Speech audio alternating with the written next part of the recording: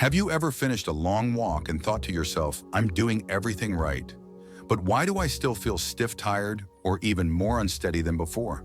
You're not alone. For decades, walking has been hailed as the ultimate exercise, safe, simple, and accessible for nearly everyone. Doctors, magazines, and even well-meaning friends all say, just keep walking. And to be fair, walking is great up to a point.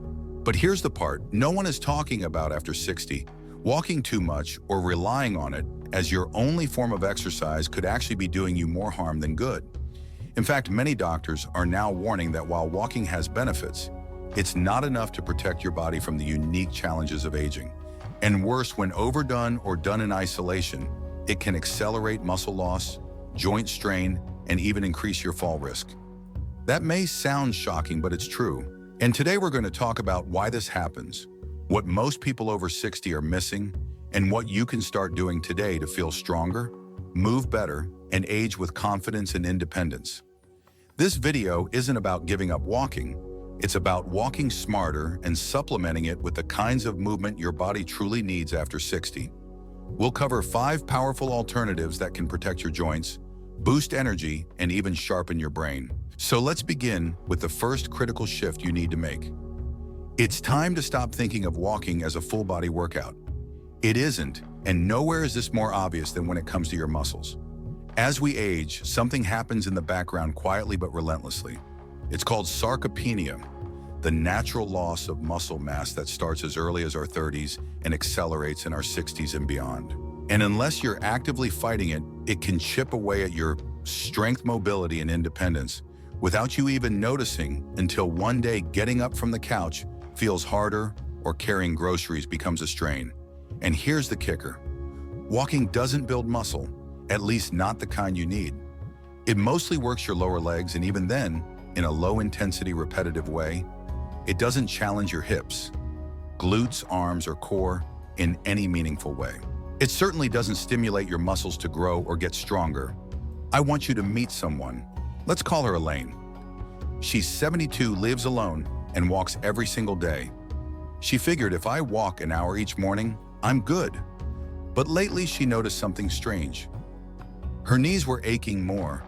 She couldn't open jars as easily, and worst of all, she stumbled over a small curb and nearly fell. She couldn't understand it, but I walk every day, she said. When she talked to her doctor, the truth came out. Walking wasn't the problem, but it also wasn't enough. Her muscles weren't being challenged, and because of that, they were slowly shrinking.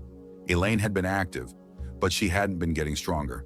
So what did she do? Something surprisingly simple. She started adding basic strength-building exercises to her week. Nothing fancy, just a few rounds of bodyweight squats, some seated resistance band pulls, and a few wall push-ups every other day. Within a month, she was standing taller, opening jars again, and most importantly, feeling confident in her own body. This shift, adding strength-focused movement, is what makes the biggest difference after 60. Not just for independence, but for energy, bone health, and even brain function. And you don't need a gym or a personal trainer to get started. If you can stand from a chair without using your hands, do a few step-ups, or gently lift light objects at home, you've already got the tools. But building strength isn't just about muscles, it's about balance too. And this brings us to our second essential truth. Walking doesn't train your balance, and losing your balance is one of the biggest dangers as you age. You see, good balance isn't just about strong legs. It comes from a delicate coordination between your feet, ankles, knees, hips, core, eyes, and inner ear. When you walk on flat ground day after day, you're not really challenging those systems. You're just repeating the same motion. But when you shift your weight, stand on one foot, or react to a sudden movement, that's when your balance really gets tested. And after 60, if you're not actively training your balance, you're slowly losing it. Let me tell you about Henry. He's 68, retired, walks every day with his dog Max. One day he stepped off a curb that he'd crossed hundreds of times before, but this time his foot wobbled. He didn't fall, but it shook him. His balance wasn't what it used to be. His doctor recommended something new. Start doing simple balance drills each morning. Things like standing on one foot for 10 seconds, walking heel to toe in a straight line, or practicing side steps while holding a countertop. At first it felt silly, but within weeks Henry noticed his steps were lighter. His posture improved, and that anxious feeling he'd had about falling, it was gone. You see, falling is one of the leading causes of injury in older adults. But the real danger isn't the fall itself. It's the fear of falling. That fear makes people move less. Avoid outings, stop doing things they love. It shrinks their life. But the good news, balance is like a skill and you can train it. Not with more walking, but with intentional movements that challenge your coordination in small, safe ways. The more you practice, the better you get. So if you've been walking every day thinking that's enough to keep you safe, think again. Start adding small balance drills into your routine. You'll feel more stable, more confident, and less afraid of losing your footing. And here's the beautiful part. When you combine muscle-building movement with balance training, you don't just prevent falls, you start moving through the world with a kind of calm strength that most people give up on far too early. Let's keep going. We've talked about strength and balance, two pillars of lasting independence. But there's another area where walking falls short, and most people don't even notice it's happening until it's too late. That's flexibility and joint mobility. Walking is repetitive. It's one foot in front of the other, day after day. While it does keep your legs moving, it doesn't stretch your body in meaningful ways. You're not twisting, reaching, bending, or extending.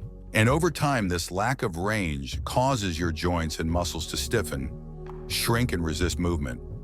The truth is, after 60, your body becomes a little more like leather.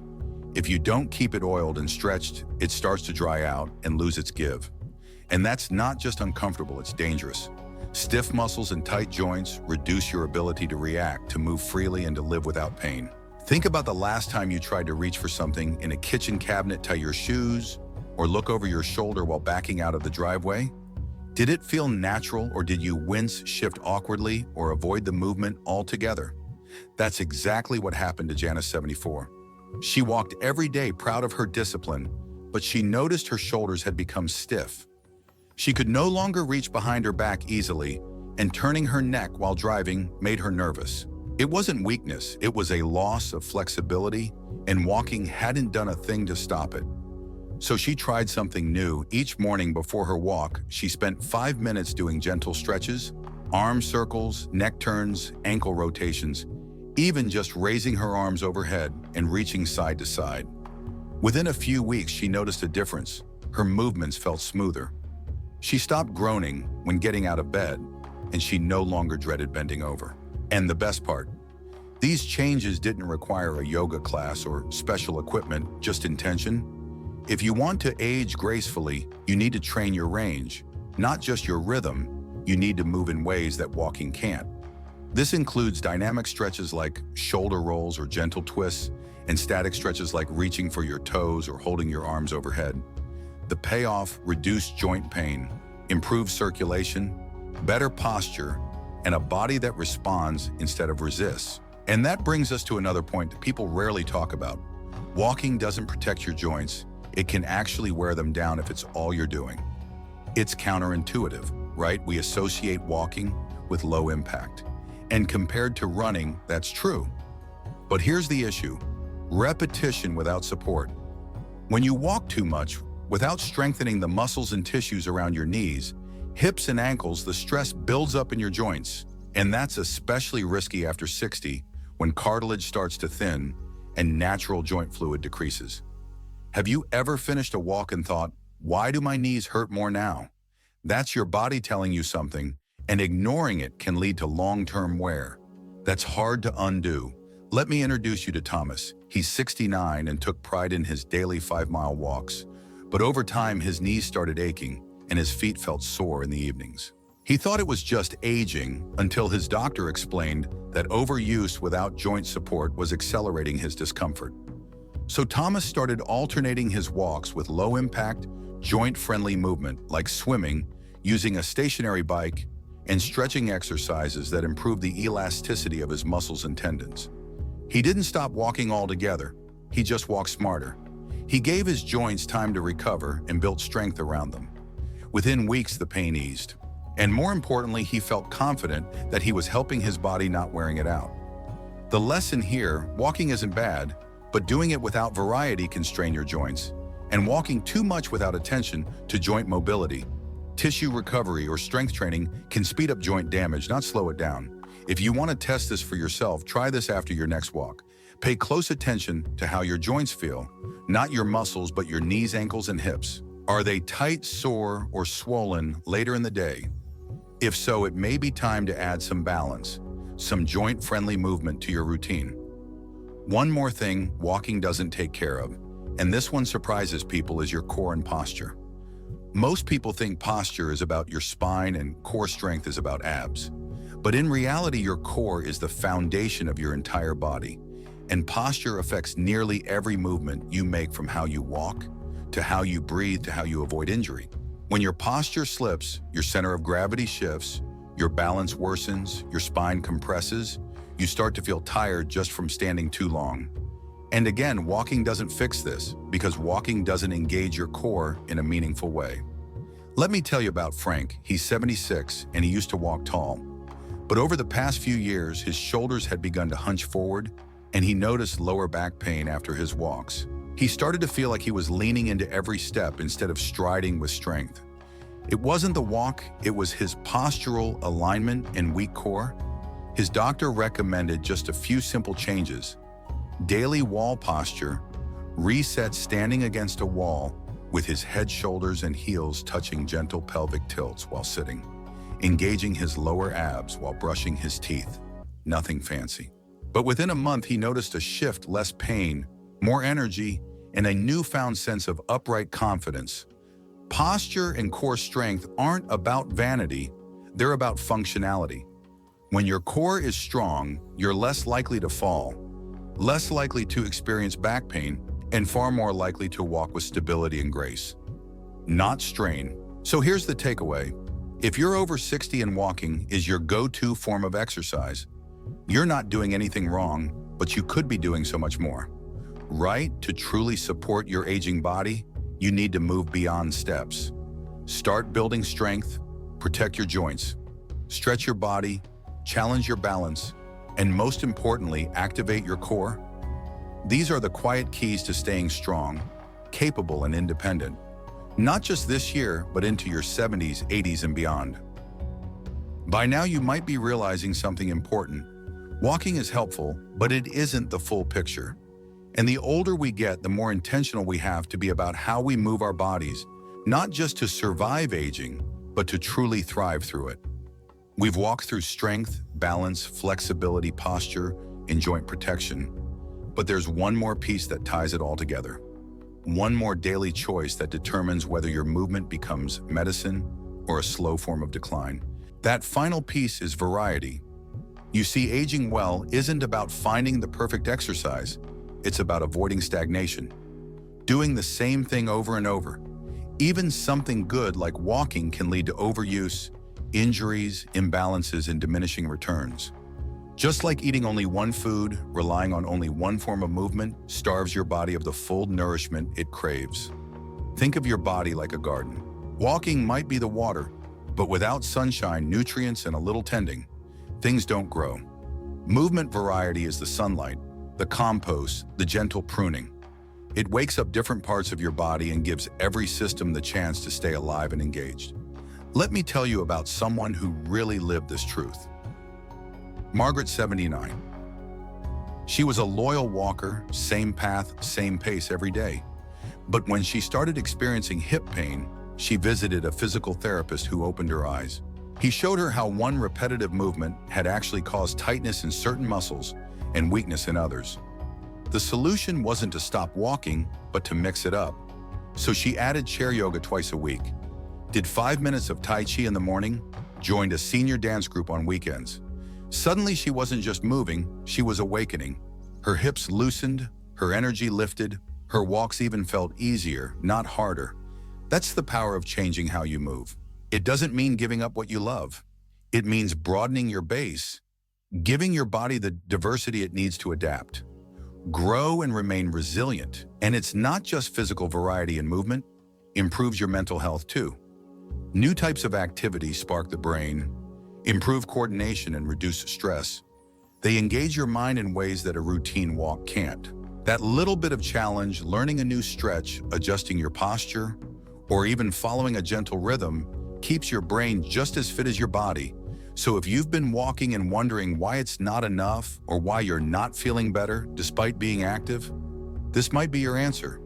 Your body wants more kinds of movement, not more minutes of the same. Now let's take a breath and reflect for a moment. The truth is, after 60, your body is going through changes.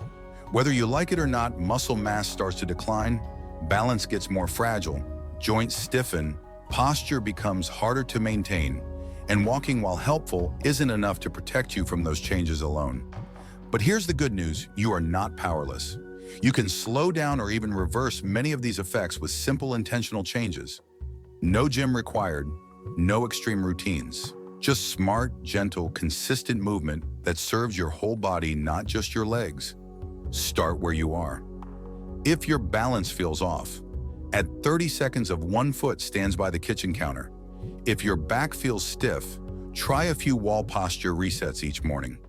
If your knees ache, switch one walk per week to a pool session or a light stretch session on the floor. You don't have to overhaul your life. You just have to listen to your body's whispers before they become shouts. You are not too old. You are not too late. The body you live in may have aged, but it still responds to care, to attention, to movement. And let's be honest, this isn't just about walking, this is about freedom. The freedom to dress yourself, to lift your grandchild, to stroll through a park without fear, to cook dinner, without aching knees, to live on your own terms for as long as possible. You deserve that, and your future self is counting on you to act now. So I want to leave you with a few questions. Be honest with yourself. Do you feel confident in your balance? Are you able to get up from a chair without using your hands? Can you reach overhead comfortably? Do you feel stiff in the mornings or achy after walks? If the answer to any of these is yes or not, really, that's not a failure. It's a signal, a quiet nudge from your body saying, let's try something new. So here's what I want you to do today. Pick one thing, just one, that you can add to your routine. Maybe it's a 5-minute stretch before your walk. Maybe it's standing on one foot while brushing your teeth. Maybe it's learning a new low-impact activity like water aerobics, gentle yoga, or resistance band exercises. Whatever it is, start today, because the small things done consistently are what create the biggest difference. And now I'd love to hear from you. Drop a comment below and tell me, what's one thing you're going to start doing differently after watching this video? Your insights help others in this community who might be feeling the same way. When you share, you're not just improving your own life, you're encouraging someone else to take that first step too. And if this video resonated with you, if it challenged the way you've thought about movement after 60, please like the video, subscribe to the channel, and hit the bell so you never miss another piece of life-changing advice. We're building a place here where aging isn't something to fear, it's something to understand, adapt to, and even celebrate. Thank you for spending your time with me today. Wherever you are, I want you to remember this. You are strong, you are still growing. And you are never too old to move better, feel better, and live better. Here's to living your best life at any age.